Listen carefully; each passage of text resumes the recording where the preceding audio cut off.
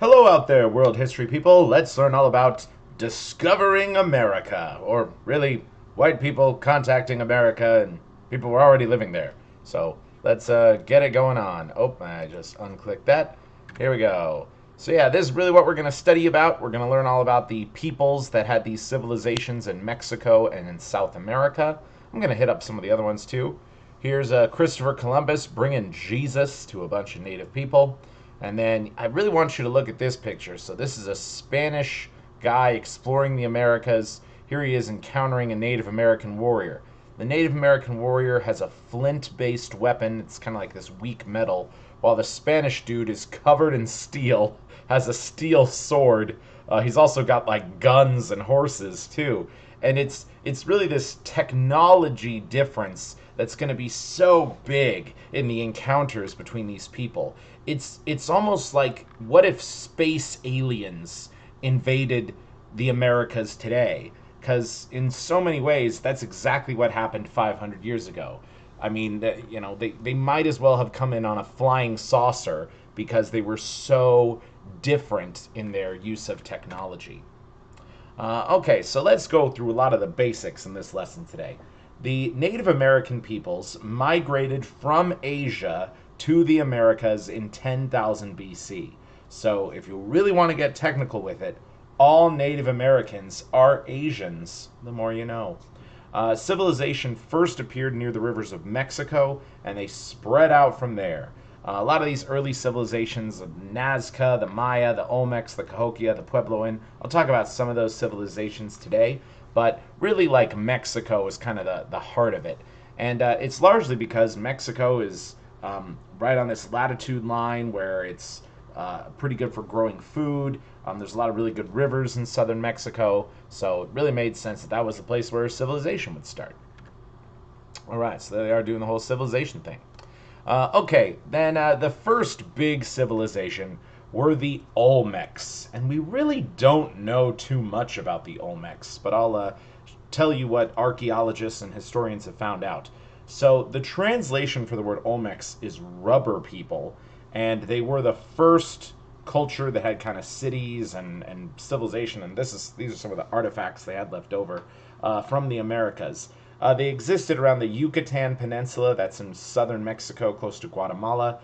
They built these big old stone heads, and if you're ever wandering around southern Mexico, it's totally possible you'll encounter one of these giant stone heads chilling in the middle of the jungle, and you're like, what the heck is this? And because it was built by people 2,600 years ago.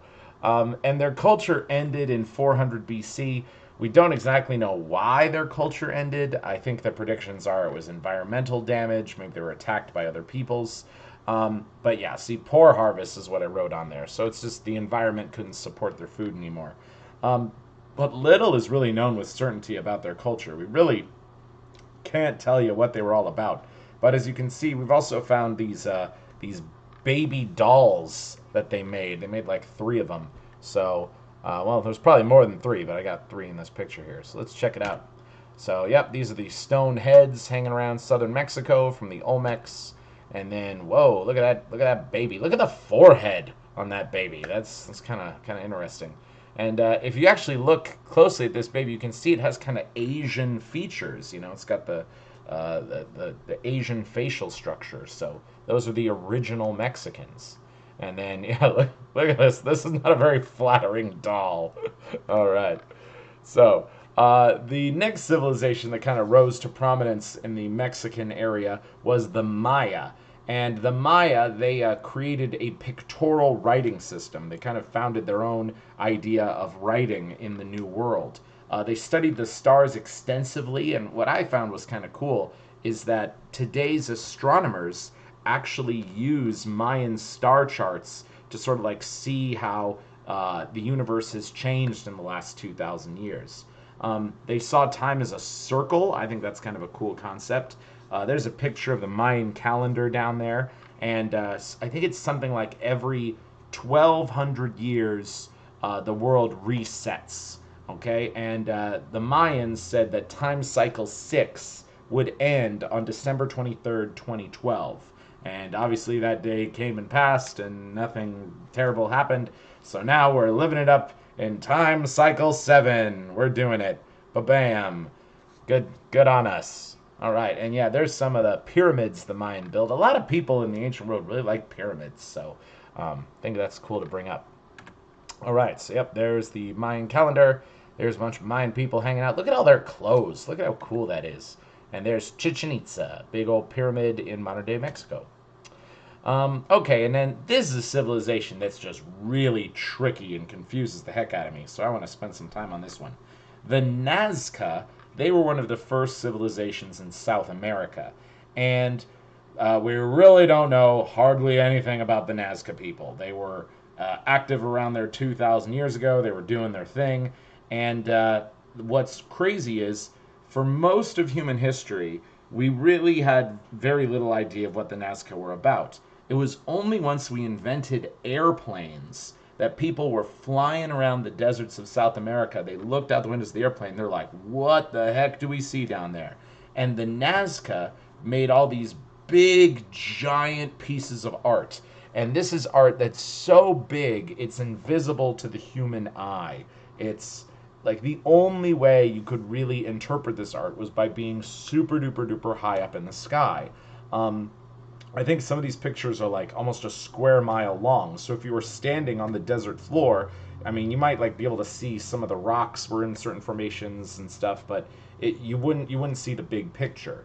So a puzzle that has really puzzled historians and archaeologists and sociologists is how did the Nazca know what they were drawing, and also why did they do these drawings? Were they communicating with someone or something up in the sky? Did they have someone up in the sky to sort of give them directions?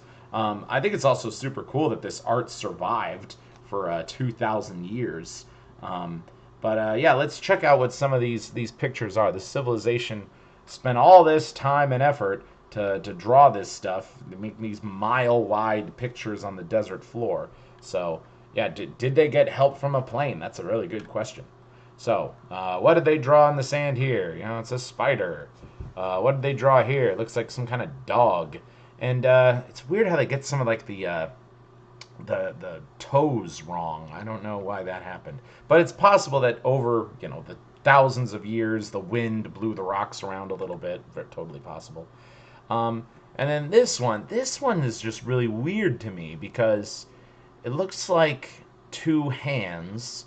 One hand has 5 fingers and one hand has 4 fingers. Why would that happen? Looks like this is a whale.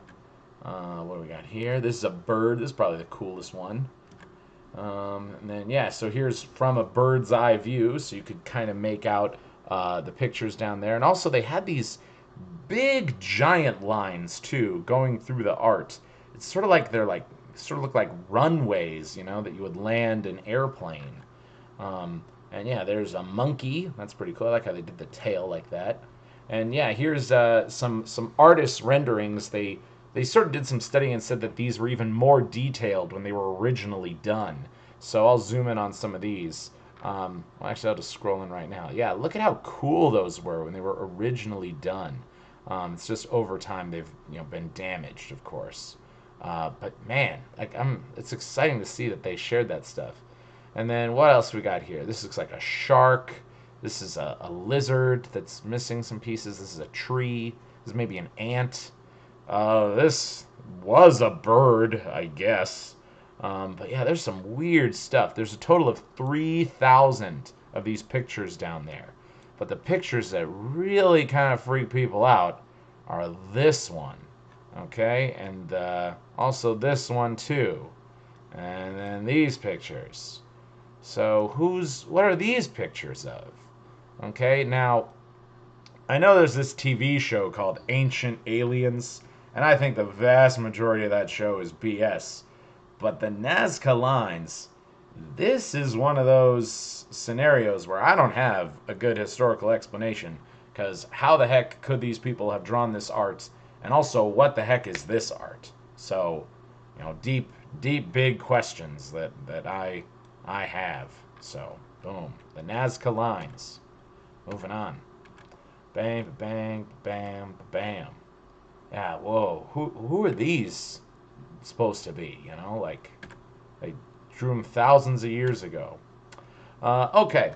The Puebloan and Cahokia cultures, these are two cultures that were in the modern day United States.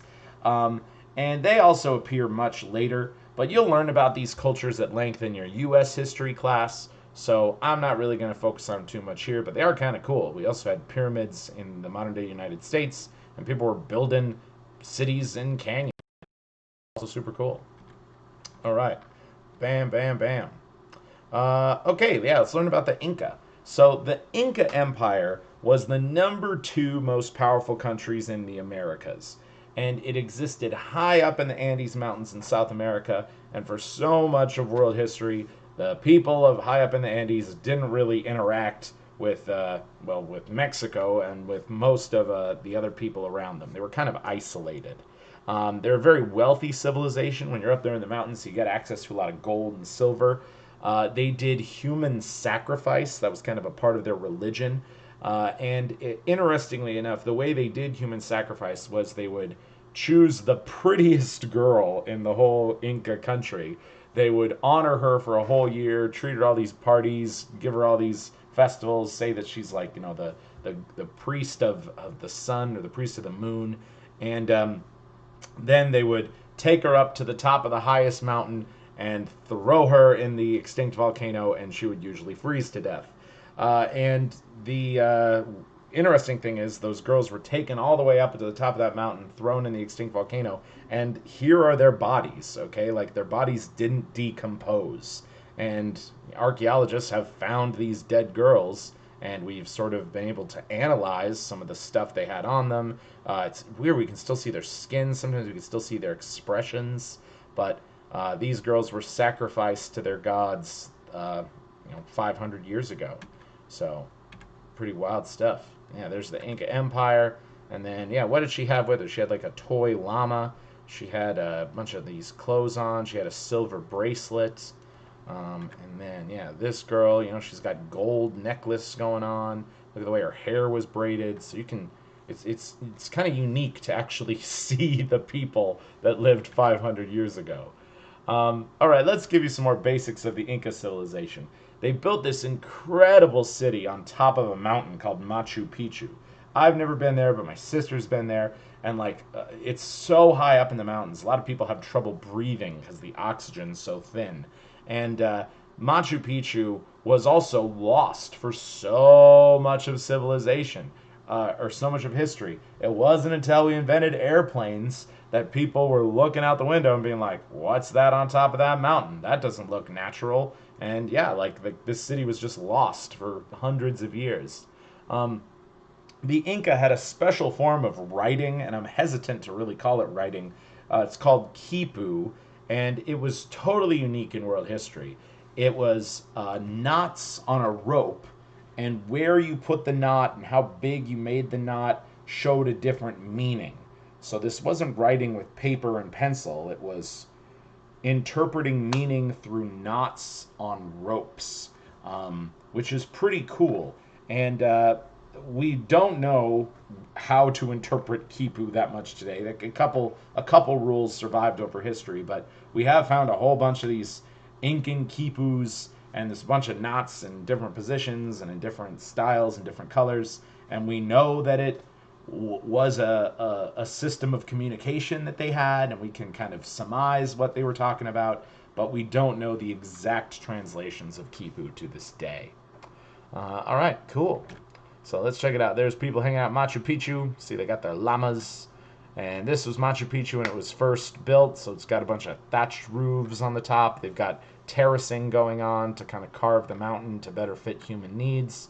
And this is Machu Picchu today. So it's kind of a ruin today, but still super cool to check out. All right, so yeah, here's some of the basics of quipu. If we were live in class, we would do a little quipu. Is it a quipu writing exercise? I don't know. It's a quipu draw or creation exercise where we would just write numbers in quipu. So that would be kind of fun. But yeah, here's what quipu looked like. It was these knots on string, and here's a quipu that we have in a museum today, and here's another one somehow these have meaning, and it's sort of like a system of writing. So yeah, it's pretty cool stuff. All right. Yeah, the Aztecs, I'll talk about them next time. All right. Peace out.